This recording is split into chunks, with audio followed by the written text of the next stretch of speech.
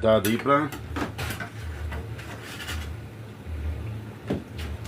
uma fatia de queijo assim, ó, que ela vai derreter depois no meio do lanche.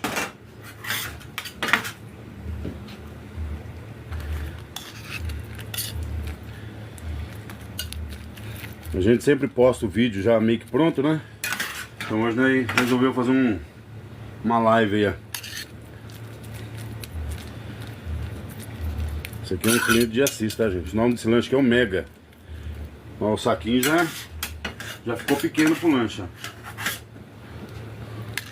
Dá uma olhada aí, galera. Quem puder curtir, comentar, seguir a gente aí.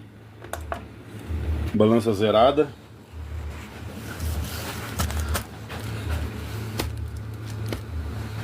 Dá uma olhada aí, galera. E ainda tem mais.